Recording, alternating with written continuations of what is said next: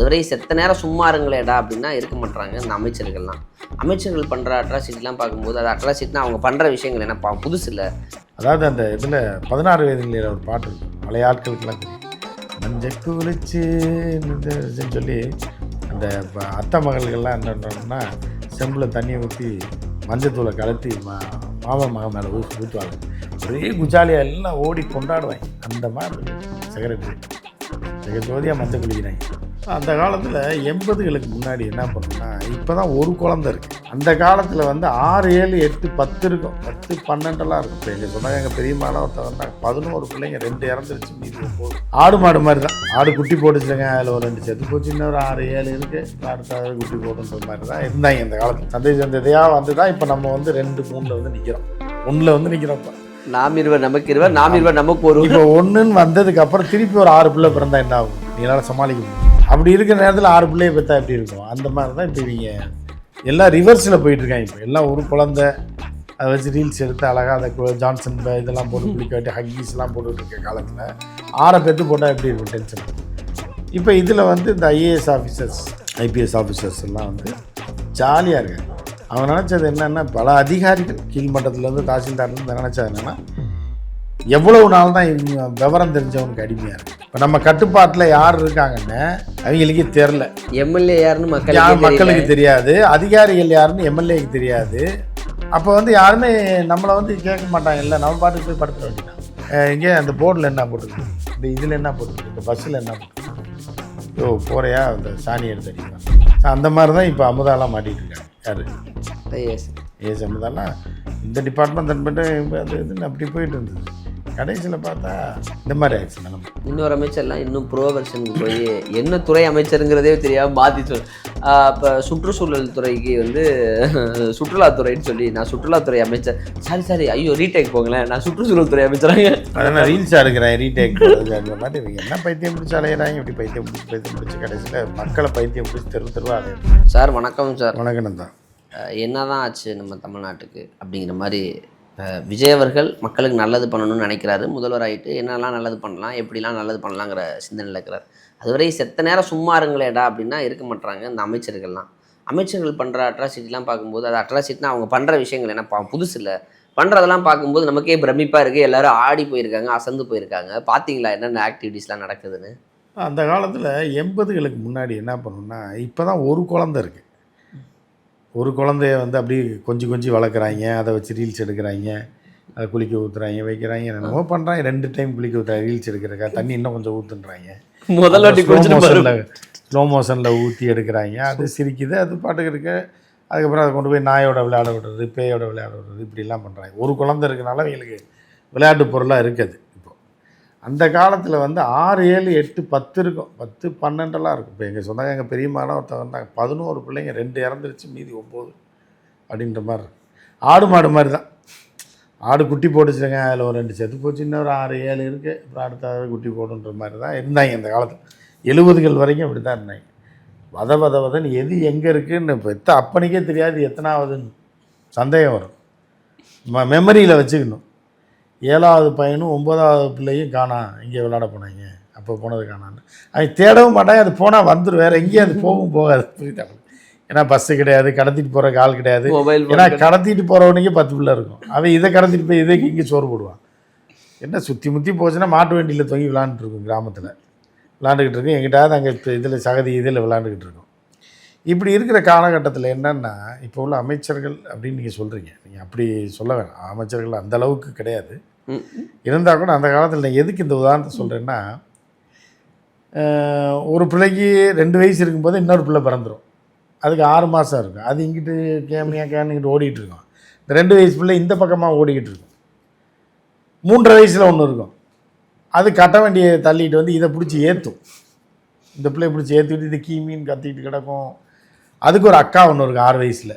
அது இதை போட்டு வளர்க்கும், கண்டித்து வளர்க்கும். இப்படி அதுக்கு ஒரு அக்கா இருக்கும் 9 வயசில். அதெல்லாம் வந்து சீனியர். 9 வயசு அக்கா அண்ணன்லாம் எல்லா டாமினேஷனும் அவங்க தான் பண்ணுவாங்க 8 வயசு 10 வயசுலேயே. ஏன்னா அதுக்கு கீழே இவ்வளோ இருக்கே.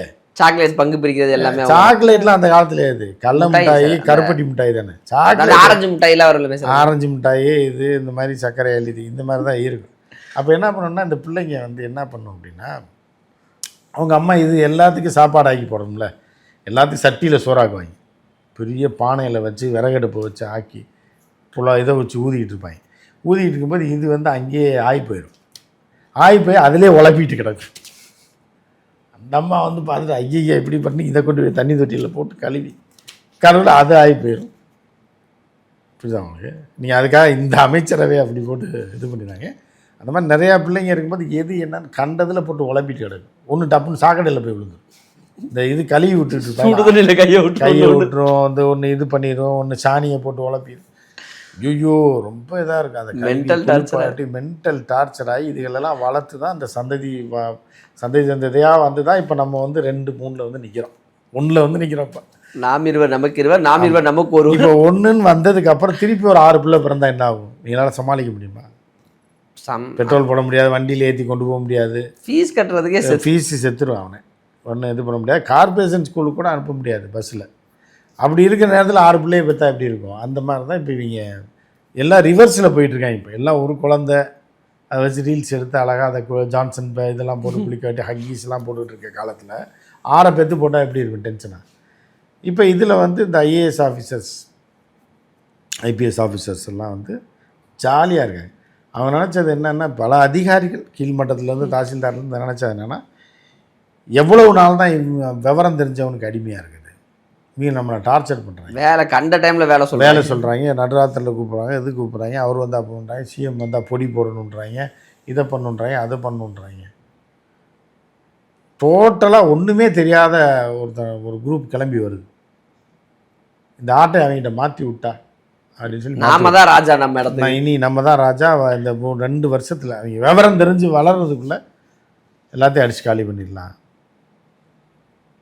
அப்படின்றாங்க. அப்படின்னோடனே என்ன ஆகும் அப்படின்னா, இந்த மாதிரி நிலமையில தான் வந்து நிற்கும். இப்போ இப்படி வந்துருச்சா, இப்போ இவங்க போட்டு உழப்பிக்கிட்டு இருக்காங்க. நான் ஏற்கனவே சொன்ன உதாரணம். உழப்பிக்கிட்டு இருக்கும்போது என்ன பண்ணுறதுன்னு, இவங்களை குளிக்க ஊற்றுறதா, தொட்டி தண்ணியில் முக்கிறதா, இல்லை கொண்டு போய் அந்த காலத்தில் கட்டி வேற போட்டுருவாங்க, இடுப்பில் கயிறை வச்சு கட்டி. ஏன்னா இது அங்கிட்டு வெளியில் போயிடுச்சுன்னா இது எங்கே போய் தேடுறது? இது மாதிரி இது கட்டி போடுறதா எப்படின்னு தெரியாமல் இப்போ அதிகாரிகள்லாம் ஒதுக்கிட்டாங்க. நம்ம தான் இவங்களுக்கு அதிகாரி அப்படின்றது இவங்களுக்கு தெரிகிற வரைக்கும் நம்ம பேசாமல் ஏசி ரூம்லேயே உட்காந்துருவோம், அவங்களாம் வந்து கேட்கட்டும். புரியுது? அவங்களுக்கு விவரம் தெரிஞ்சவங்க கேட்டாலே, அதாவது ஒரு இந்த சினிமாவில் இதை தான் செய்வாங்க. இந்த இது இருக்காங்க, அதனா இந்த ப்ராப்பர்ட்டிலாம் பார்த்துக்கிறதுக்கு ஒருத்தர் இருப்பாங்க, பேர் மறந்து. என்ன பண்ண பழைய இப்போ இல்லை பழைய இந்த ஃபிலிம் ரோல் சினிமாலெலாம் இருப்பாங்க. ஒரு டைம் நம்ம ஒரு படம் அதில் பார்த்தா, இப்போ என்ன பண்ணால், அப்போ நான் அசோசியேட்டாக அந்த படத்தில் இருக்கேன். ஸ்டோரி என்னோடய ஸ்டோரி தான் போயிட்டுருக்கு. அப்போ நான் ஸ்பாட் லேட்டாக போகிறேன். அப்படி போயிட்டுருக்கும்போது டைரக்டர் ஒரு பக்கம் பண்ணிகிட்ருக்காப்புல. பண்ணிகிட்டு இருக்கும்போது என்ன பண்ணேன், ஒரு வேப்பங்குலை தேவைப்பட்டுச்சு. அது அவுட்டோர் ஷூட்டிங், அது செட்டெல்லாம் ஒன்றுமே கிடையாது, ஒரு மாண்டேஜ் ஷூட் பண்ணிகிட்டு இருக்காங்க. உடனே அவர் அங்கே தூரத்தில் இருந்து எனக்கு ஃபோன் அங்கேருந்து அடிக்கிறார். இந்த இது ஒன்று வேணும், இந்த வேப்பம் அது ஒன்று பறித்து ரெடி பண்ண சொல்லுங்கள் அப்படின்னாரு. சரி, நான் வந்து வேற ஒரு பையனை கூப்பிட்டு அந்த வேப்பம் குச்சி உடச்சிட்டு வாப்பா, டைரக்டர் கொண்டு போய் கொடு அப்படின்னு சொல்லிகிட்டு இருக்கேன். சொல்லிகிட்டு இருக்கும்போது அவர் ஃபோனை ஆன்லைன் தான் கேட்டார். இங்கே அவர்கிட்ட சொல்கிறீங்க அசிஸ்டண்ட்டு, அவன் செட்டு இப்போ இது இருப்பானே, செட் பாய் இருப்பானே. செட்டு பாயா? எனக்கு அப்போ தான் அந்த ஃபஸ்ட்டு படம் தெரியலையே சார், பார்க்குறேன் அப்படின்னு சொல்லிட்டு பார்த்தா, எங்கடான்னு பார்த்தா அவனுக்கு வந்து அப்போ வந்து 1250 ரூபா பேட்டா ஒரு நாளைக்கு. அவன் போய் என்னன்னா, அவனுக்கு வேலையே இல்லை, சம்பளத்தையும் வாங்கிட்டு ஷூட்டிங் ஸ்பாட்டில் எல்லாம் போய் ஒரு மரத்துக்கு அடியில் படுத்துருக்கான்னா. நேராக அசிஸ்டண்ட்டு இன்னொரு இந்த அசிஸ்டண்ட்டு புதுசு சீனியர் அசிஸ்டண்ட் ஒருத்தர் இருந்தான், அவன்கிட்ட சொன்னோன்னே நேராக போய் ஒரே மிதியாக பேச்சா சம்பளத்தையும் வாங்கிட்டு மரத்துக்கடியிலையா படுத்துருக்கான். சார் சார் இல்லை, என்ன யாரும் கூப்பிடல சார், எந்திரா வரல, எந்திரிச்சு வாடா அவனு வந்து குச்சி பறிச்சுட்டு போய் இது வேப்ப குச்சி பறிச்சுட்டு சொல்லி, அப்புறம் எது தான் வந்துடுறேன் சார் 2 நிமிஷம் சார்னு சொல்லி போய் எங்கேயோ பறிச்சுட்டு வந்துட்டான் வேப்ப குச்சி இலையோட. இப்படி சில பேர் இருப்பாங்க. இப்போ அதிகாரிகள்லாம் அப்படித்தான், சில அதிகாரிகள் அப்படித்தான் வேப்பங்குச்சி படுத்துடுவாங்கன்னா காசையும் வாங்கிட்டு போய் வீட்டில் படுத்துகிறாங்க. இப்போ யாருமே ஆஃபீஸுக்கு வரதே இல்லை. பல பேர் 35% அதிகாரிகள் வந்து முதல்ல வந்து ரோண்டு சுற்றிகிட்டே இருப்பாங்கல்ல, இப்போ ரெஸ்ட்டு நிம்மதியாக இருக்காங்க, லீவு இஷ்டத்துக்கு லீவு, ஏன்னா கேட்குறதுக்கு ஆள் இல்லை. இப்போ நம்ம கட்டுப்பாட்டில் யார் இருக்காங்கன்னு அவங்களுக்கே தெரில. எம்எல்ஏ யாருன்னு மக்களுக்கு தெரியாது, அதிகாரிகள் யாருன்னு எம்எல்ஏக்கு தெரியாது. அப்போ வந்து யாருமே நம்மளை வந்து கேட்க மாட்டாங்க, இல்லை நம்ம பாட்டுக்கு போய் படுத்துட வேண்டியதான். இப்போ ஹாஸ்பிட்டலுக்கு தெரியாதனமாக போயிட்டாங்க. போயிட்டு டீன் வந்து ஒரு மருத்துவமனையோட டீன்றவர் வந்து கிட்டத்தட்ட 35 வருஷம் எக்ஸ்பீரியன்ஸ் இருக்கும், 30 வருஷம் நாள் இருக்கும். இருந்து படிப்படியாக வந்து ஹவுஸ் சர்ஜனாக இருந்து அதாக இருந்து அப்புறம் வந்து எம்எஸ் முடிச்சிருந்தாருன்னா அவர் வந்து ஒரு பெரிய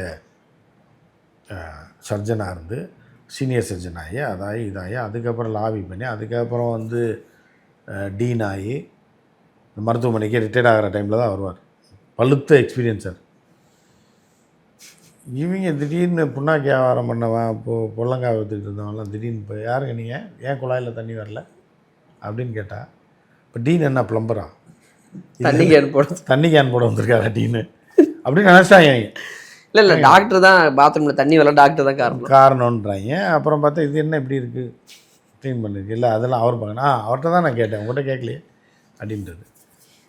அப்புறம் நல்ல வேலை இவங்க வந்து அந்த இப்போ ஆயாமாலாம் வந்து ஒரு கோட் போட்டிருக்கும் ஹாஸ்பிட்டலில், அதுக்கிட்ட என்ன ஆப்ரேஷன் பண்ணியிருக்க நீ அப்படின்னு கேட்டான். ஐயா ஒன்றும் தெரிலையே. அதுக்கு முன்னாடியே ஒன்று பண்ணிட்டாங்களே, என்னது டிபார்ட்மெண்ட்டில் மருத்துவத்துறைக்கு சம்மந்தமே இல்லாத கோட்டு போட்டு ஆய்வு பண்ணாங்களே ஹாஸ்பிட்டலில் போய். அதுதான் அந்த மாதிரி அது போனால் இவங்க என்னன்னு இந்த பைத்தியக்கார ஆஸ்பத்திரியில் வைத்தியம் பார்க்க வந்த மாதிரி ஏதோ ஒன்று உள்ளே வந்துருச்சுன்னு சொல்லிட்டு இப்படி குழம்பி தமிழ்நாடே குழம்பி குட்டிச்சவராக போயிருக்கு. அதிகாரிகளுக்கு இப்போ வந்து சொர்க்கலோகம் சார். நல்ல வேலை வருமானத்துலேயும் சரி டைரெக்டாக அவங்களே வாங்கிடுறது.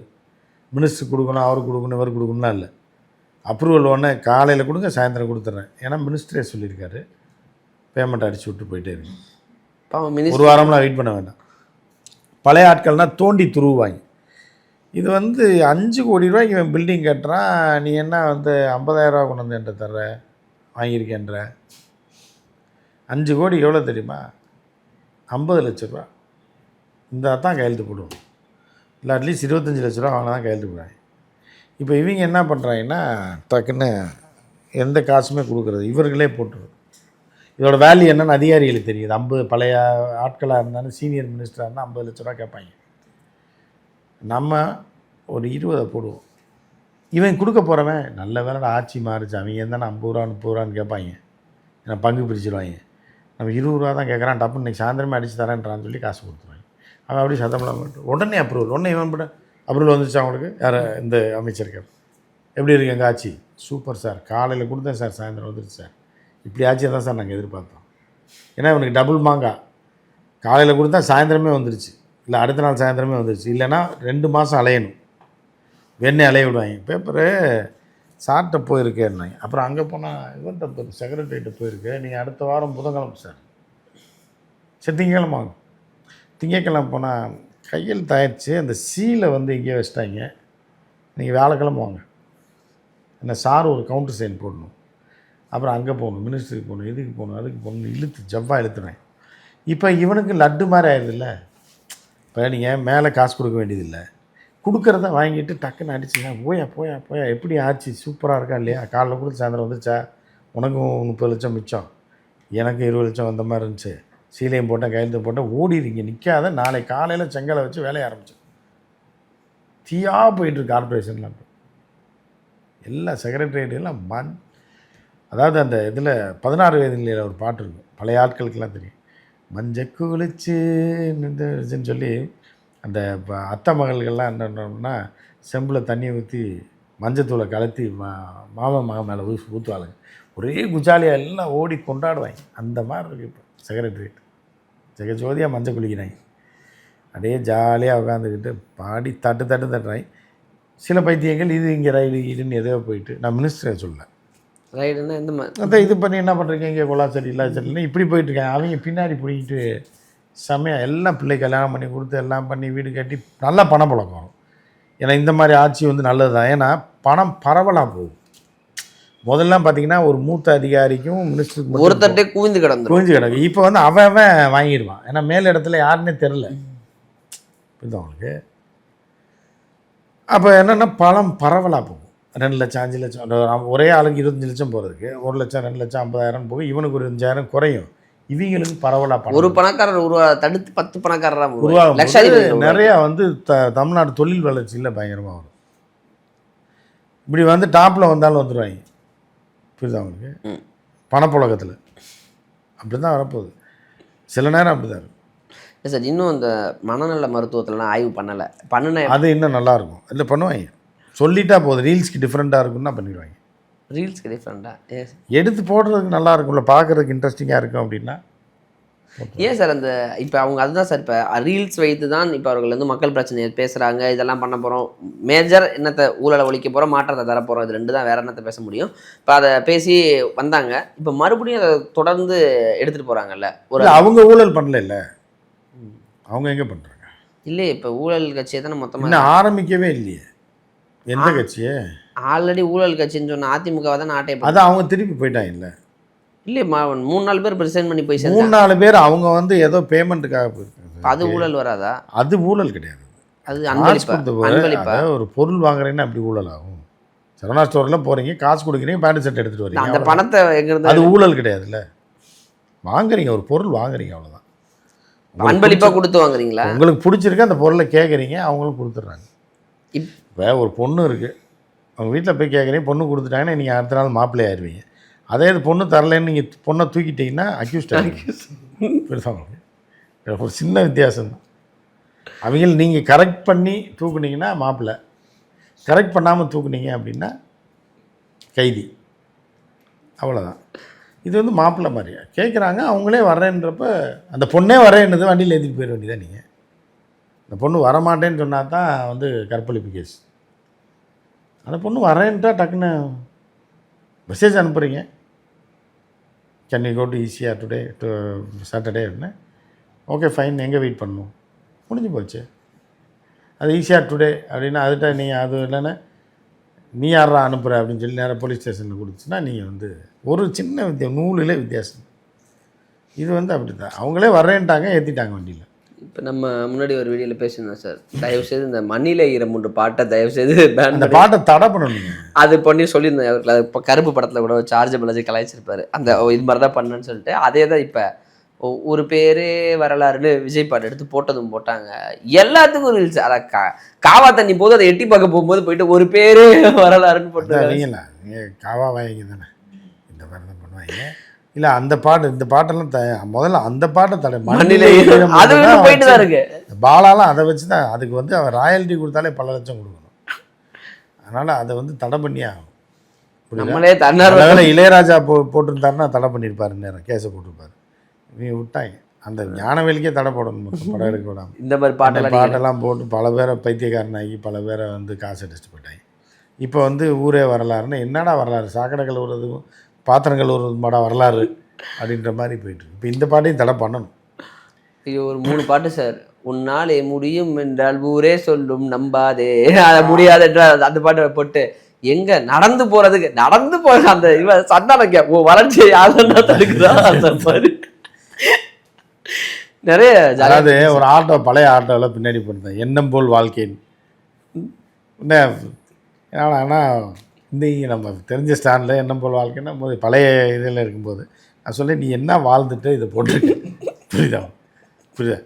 இப்போ வந்து இப்போ இதில் ஒரு என்ன நம்ம ஏர்வேஸ் எதுலையாவது ஒன்றில் போட்டு அந்த என்ன ஏர்வேஸ் இருக்குது, நம்ம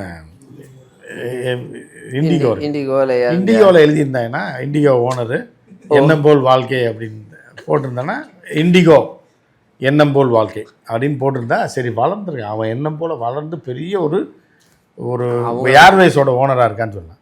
நீயே பீத்திர ஆட்டோ வச்சு சேட்டுக்கு டியூ கட்டிகிட்டு இருக்க, அப்போ வந்து உன் எண்ணம் இவ்வளோ கேவலமாக இருக்குதா நீ டெய்லி எடுக்கிறியா? நீ ஒரு இது லாஜிக் வேணும். எண்ணம் போல் வாழ்க்கைன்னு இப்போ விஜய் போட்டால் கூட பரவாயில்ல, விஜய் போட்டார், ஒரு போர்டு வச்சிட்டார், ஜோசப் விஜய் சிஎம் எண்ணம் போல் வாழ்க்கை, அவர் எண்ணம் வாழ்க்கை இப்படி வந்துருச்சுன்னு சொல்லலாம். ஆட்டோவில் எழுதி போட்டிருக்கேன், அவனே டியூ கட்டுறதுக்கு வழி இல்லாமல் சுற்றிட்டு இருக்கவன் எண்ணம் போல் வாழ்க்கைன்னு எழுதி போட்டான்னா அப்போ உன் எண்ணம் சரியில்லையா? நீ எதுக்கு ஆட்டோ ஓட்ட எடுத்துக்கிட்டு இருக்க? நீ அதுவும் சொந்த ஆட்டோவாக இருந்தாலும் பரவாயில்ல, சேட்டுக்கு டியூ கட்டிகிட்டு இருக்க, பாதி டியூவை கட்டாமல் இருக்க, சேட்டு உடனே தேடிக்கிட்டு இருக்கான். இந்த மாதிரி தான் இந்த இவங்க பாட்டு போடுறதுலாம், புரியுதாங்க?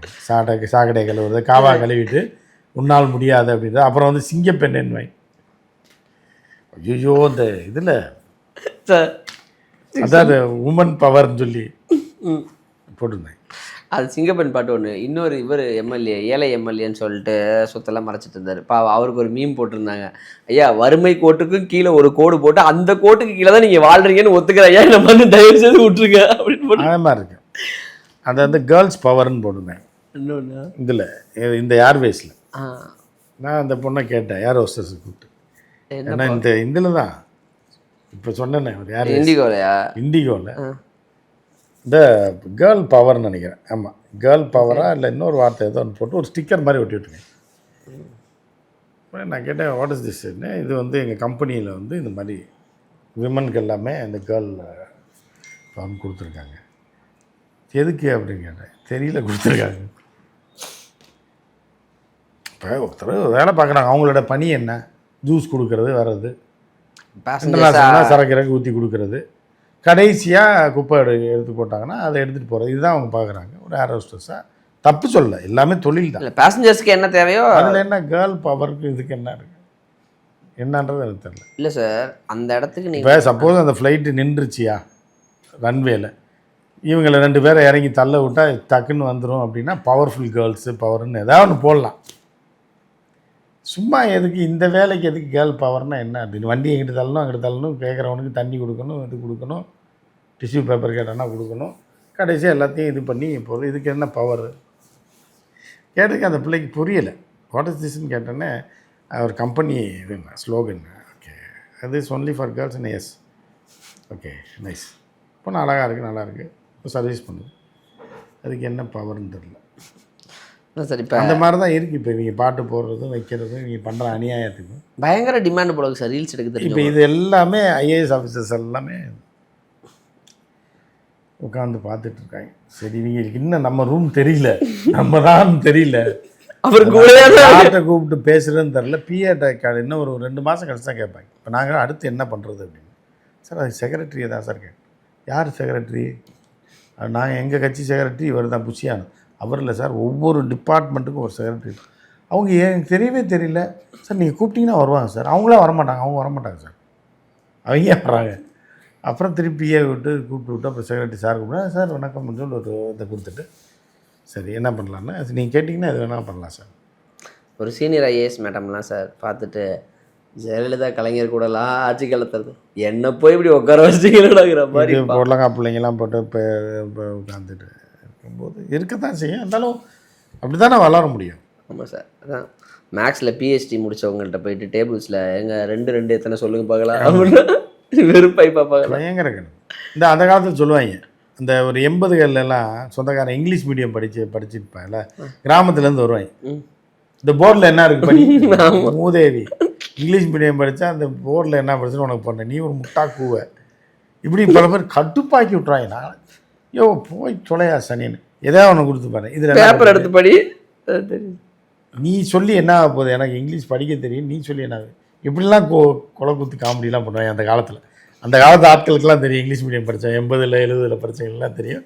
இந்த கிராமத்துலேருந்து அங்கே இங்கேருந்து வர அந்த படிப்பாளிலாம் கூப்பிட்டீங்க, சொந்தக்காரங்க இருப்பாங்க. வந்தோடனே இங்கிலீஷ் படிக்கிறேன், சொந்தக்காரன் தான் இருப்பாங்க. இங்கே அந்த போர்டில் என்ன போட்டிருக்கு படி, இந்த இதில் என்ன போட்டிருக்கு, இந்த பஸ்ஸில் என்ன போட்டிருக்கு, யோ போகிறையா அந்த சாணி எடுத்து அடிக்கிற மாதிரி தான். ஸோ அந்த மாதிரி தான் இப்போ அமுதாலாம் மாட்டிகிட்டு இருக்காங்க. யார்? ஏஎஸ் அமுதாலாம் இந்த டிபார்ட்மெண்ட் தன்பட்டு அது இதுன்னு அப்படி போயிட்டு இருந்தது. கடைசியில் பார்த்தா இந்த மாதிரி ஆயிடுச்சு நிலமை. இன்னொரு அமைச்சர்லாம் இன்னும் ப்ரோ வெர்ஷனுக்கு போய் என்ன துறை அமைச்சருங்கிறதே தெரியாமல் மாற்றி சொல். இப்போ சுற்றுச்சூழல் துறைக்கு வந்து சுற்றுலாத்துறைன்னு சொல்லி, நான் சுற்றுலாத்துறை அமைச்சர், சாரி ஐயோ ரீடேக் போங்களேன், நான் சுற்றுச்சூழல் துறை அமைச்சராங்க. அதனால் ரீல்ஸாக இருக்கிறேன் ரீடேக் போகிறதுக்கு மாதிரி. இவங்க என்ன பைத்தியம் பிடிச்சி அலையிறாங்க, இப்படி பைத்தியம் பிடிச்சி கடைசியில் மக்களை பைத்தியம் பிடிச்சி தெருவாக அலைய போகிறாங்க. அப்படி தான் இல்லை சார், மக்கள் நம்புகிறாங்க. மக்கள் வந்து ஏன் விமர்சிக்கிறீங்க அப்படிங்கிறதான் கேட்குறாங்க. நான் பரவாயில்ல சார், எடிட்டருக்குலாம் நல்ல ஆமாம் இப்போ நிறைய வேல்யூ இருக்குது. இப்போ நான் கூட என்ன நினச்சேன்னா, எலெக்ஷன் முடிஞ்சோடனே இந்த எடிட்டர் ஐடி டீமு இதெல்லாம் இந்த பல பேருக்கு வேலை பேர் ஒரு 50-100 பேர் போயிடுவாங்க. ஒரு 500 பேர்னாலும் வேலை இந்த இதில் இப்போ இந்த டீம் இந்த தோத்த கட்சியில் இருக்கவங்களாம் என்ன பண்ணுவாங்க நீ அப்படின்னு பார்த்தா எல்லாமே இங்கே வந்து சேர்ந்துட்டாங்க.